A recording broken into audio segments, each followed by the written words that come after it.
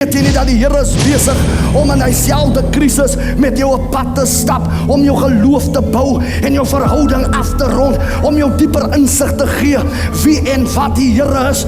Maar as jy ander kant deur is, dan lig die Here die juk en hy laat jou vrykom. When you are prayerless, you are defenseless.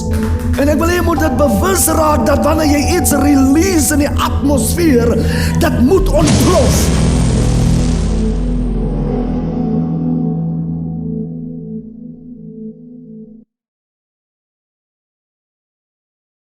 Hartlike goeienaand, Pastor Swars van TTW Bediening aan die kant van Atlantis weer eens. Wat 'n voorreg is dit vir my om natuurlik die woord van die Here saam met u vanaand te deel.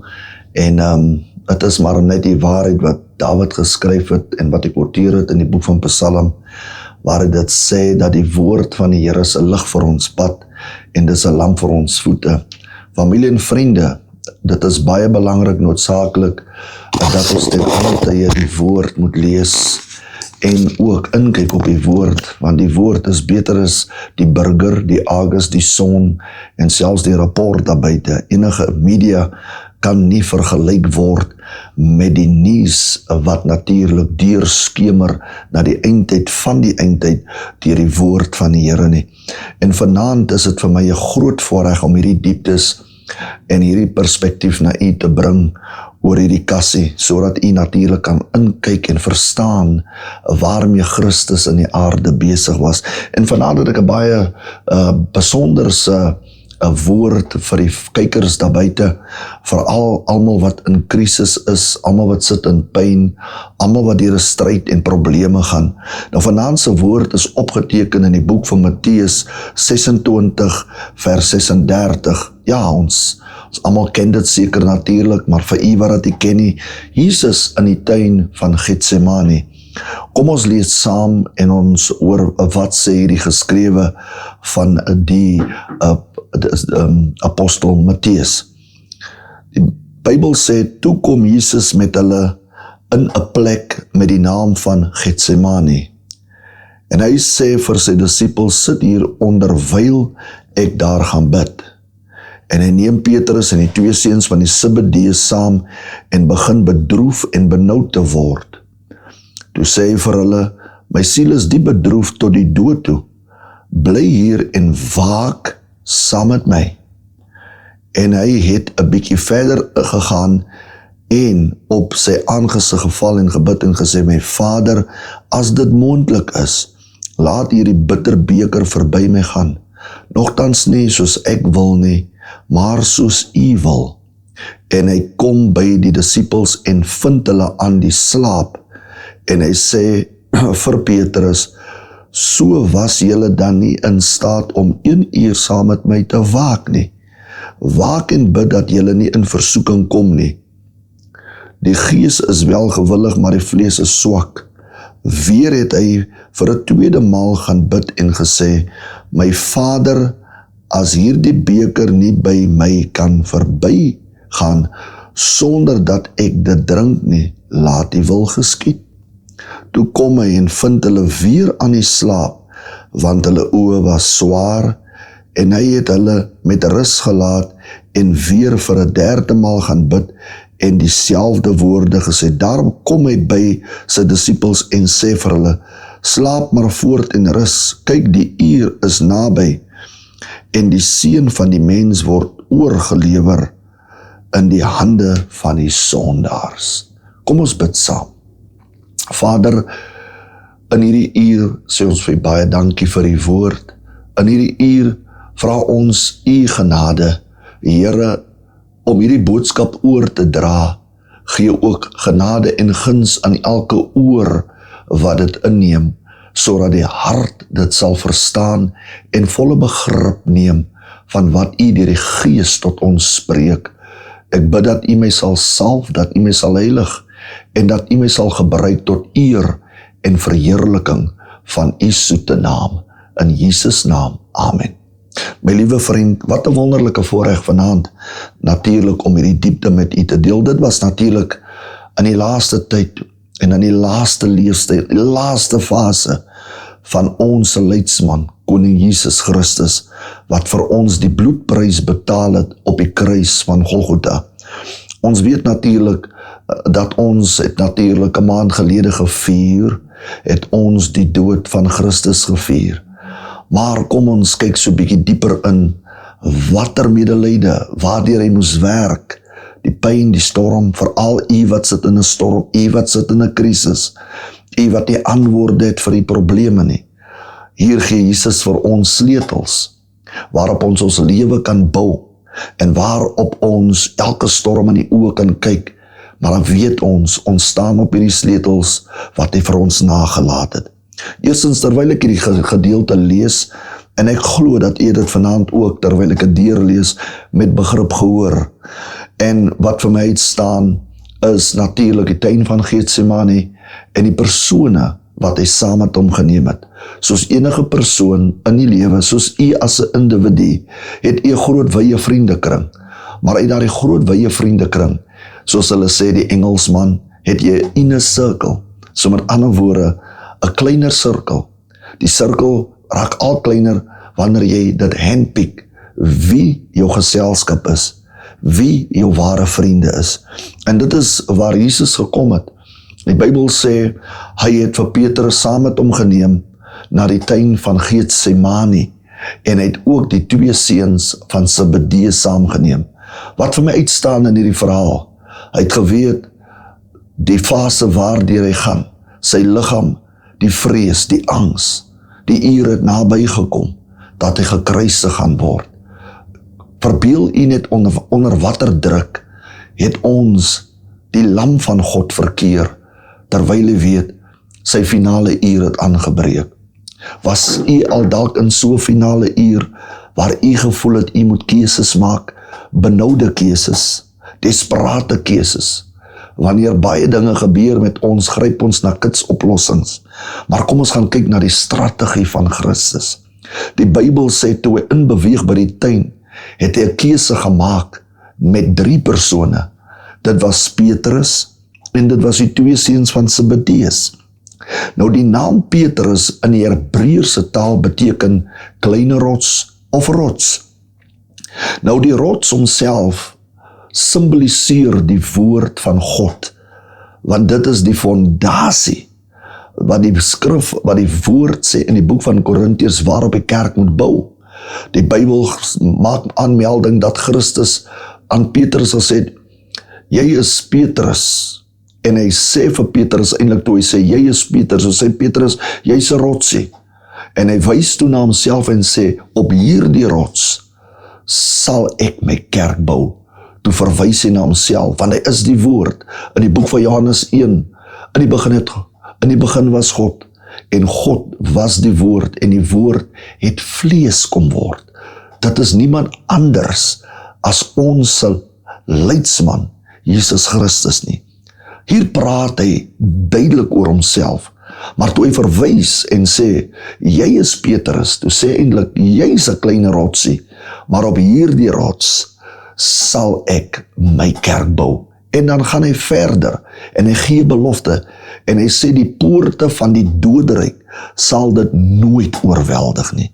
Nou, my liewe vriend, as ons lees in hierdie gedeelte, voordat hy die plek van angs, die uur van benoudheid, ja, dit wat op hom wag, voordat hy in die kamer beweeg het, waar hy moes deurwerk met sy emosies, met sy diepste vrese, met sy groot angste, en waar hy weet, dit is die uur waar almal hom gaan verlaat, waar hy alleen gaan staan.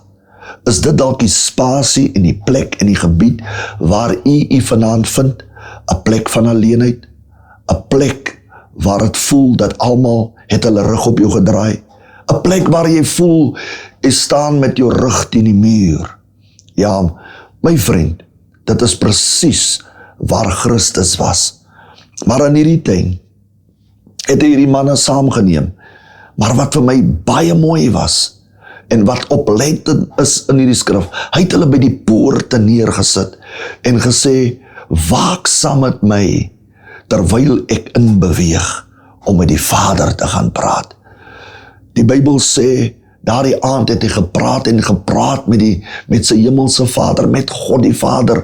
Hy het gepraat, die Bybel sê sy bloed, sy sweet het in bloed verander. Dit is natuurlik 'n bewys van die diepe vrees en die angs, die depressie, alles wat hom natuurlik aangepak het. Ja, daar was 'n gedeelte wat die Bybel sê, hy was waarlik God en hy was waarlik mens. Kom ons kyk na hierdie aspekte, my vriend. Hy het alle emosies, alle desperaatheid, alle vrese, alle angste, wat mens kon deurmaak, wat ek en u deurmaak, ja, wat u nou deurmaak, het hy deurgegaan. Maar hy laat ons hierdie sleutel. Nommer 1, kom ons kyk na die sleutels. Hy laat vir Petrus by die hek en die 2 seuns van Zebedeus. Die naam Petrus beteken rots, wat ek vroeër verwys het, neem die plek in van die woord. Die naam van Zebedeus beteken my gawe. Nou kom ons neem 'n samevatting. Wat Christus eintlik gedoen het, hy het die woord saam met hom geneem en hy het sy gawe saamgeneem, sodat die woord en die gawe hom kan herinner vir die doel waarvoor hy hier is. As hy nie die woord gehad het as fondasie nie, en as hy ook nie diep ingekyk het in sy gawe nie, dan was dit moontlik dat hy kon wegstap. Maar elke keer as hy kom in sy doel, dan het hy die woord gehad wat oor hom waak, en het ook die gawe gehad by hom. Die gawe het sy plek ingeneem agter Christus, om oor hom te waak, dat hy nie die doel en die opdrag van God koot in hierdie lewe nie. Ja nee, dat hy dit nie wegstap nie. Die gawe en die woord het hom in lyn gebring om 'n kragtige keuse en sterker te staan en te besef dat ek kan hierdeur. En daarom skryf Paulus in een van sy briewe, hy sê ek is deur Christus Jesus, is ek tot alles toe in staat. Wat sê Paulus eintlik vir ons? Hy sê solank ek die woord het, is ek tot alles toe in staat, want Christus is die woord. En die woord is niks anders in hierdie terme as 'n sterk fondasie nie. Nou waarom dan die gawe? Wat 'n rol het die gawe gespeel? Want was dit dan nie die gawe wat deur Christus gewerk het, wat die blindes se oë geopen het, wat die krepeles laat loop het, wat die dowes laat hoor het, wat die malaatses gereinig het, en wat die dooies opgewek het nie? Dit was die gawe wat vir hom die getuie gebring het, om te sê, kyk, watter groot werk het die Vader onder hierdie mense in die aarde gebring. En daarom moet jy altyd moed hê om te weet, dat as die gawe die vermoë gehad het, om hierdie impak teen elke krankheid, siektes, sondes, mense wat in geweldige toestande gesit het, as die gawe hierdie tipe impak het, my seun, wat is onmoontlik vir my, om vir jou deur hierdie proses te neem? So ja, die gawe was een van die groot, kragtige, sterk, dinamiese impakke en ondersteuning, dat Christus 'n deursettingsvermoë gehad het aan die proses wat voorlê en wag op hom. Was dit nie vir die gawe nie? Wat sou gebeur het? Dink 'n bietjie daaraan. Was dit nie vir die fondasie waarop hy sy lewe gebou het in die aarde nie? Wat sou gebeur het? Onthou, my liewe vriend, as daar die fondasie is nie, is daar die karakter nie. As daar nie 'n goeie gawe is nie, is daar nie 'n goeie reputasie nie. Want die gawe bring die reputasie na vore. Mense praat van die groot wonderwerke wat deur die gawe geboorte gegee het. En die fondasie bring jy op 'n plek dat jy standvastig is in elke besluit wat ek en u maak. En vanaand wil ek aan u sê, my liewe luisteraar, Baie keer doen ons dinge, vrees en angs pak ons aan. En weet jy wat gebeur met ons as mensdom in die aarde? Ons vlug vir ons situasies. Ons bedankposte wanneer skande ons tref, en ons trek ver weg af van die een plek na die ander plek. Soos hulle sê, jy vlug van Pontius tot Pilatus. Maar weet jy wat sê die woord? Die woord van die Here sê vir ons, en het leer vir elke Christen, hy sê dat jy moet nie wegvlug van die duiwel af nie. Hy sê, jy moet vasstaan. Daarom skryf Daniel in die boek van Daniel 11 vers 32, die volk wat hulle God ken, staan vas en tree op. En hier skryf Jakobus, hy sê, weerstaan die duiwel, en hy sal van jou af wegvlug. En elke man wat kan weerstaan, is 'n man en 'n vrou wat fondasie onder sy voete het. En dit is so belangrik, weer eens, fondasie verwys na die woord. En dit is waar ons as mens 'n armoed het. Ons het 'n armoed in die diepte van God se woord. Ons het 'n armoede om natuurlik die woord te gebruik en in ons lewe te implementeer en dit uit te lewe. Dit is so belangrik, my liewe vriend, dat ons God se woord moet bepeins, dat ons dit moet verstaan. Ons kan, die Engelse woord, spreekwoord wat hulle sê, wat beteken Bible? Basic instructions before leaving earth. Ons moet hierdie basiese beginsels, moet ons drink, solank ons die woord van God by ons het, moet ons dit lees. Ons moet lees en verstaan. Ons moet die gees van die Here vra om ons diepe leiding, diepe insig te gee, want dit is belangrik. Daarom het God sy woord vir ons nagelaat. So belangrik het God dit geag, sodat hy aan die kerk en die mense wat hom aanneem as sy vriend, as sy persoonlike saligmaker, dat hulle hierdie woord sal het as fondasie onder hulle voete. Jy het 'n fondasie nodig. En vanaand sit daar mense daar buite in pyn. Daar sit mense wat vlug vir hulle omstandighede, want hulle het nog nie met die Here vriendskap gesluit nie. Hulle het nog nie moeite gemaak om 'n sterk fondasie onder hulle te plaas nie. As jy jou hart vanaand vir die Here gee, my vriend, jy maak jou saak met die Here reg, dan gryp jy na 'n sterk fondasie om onder jou voete te plaas. Ek wil vanaand vir u aanraai om jou lewe te radikaal te draai na Christus toe. Want as jy vir Christus aanneem in jou lewe, sal daar 'n radikale verandering in jou lewe plaasvind. Dinge sal nooit weer dieselfde wees nie. Jou siening, jou sig, alles sal nooit weer dieselfde wees nie. Onthou, die Bybel sê, in die boek van Spreuke sê, what a man think he become.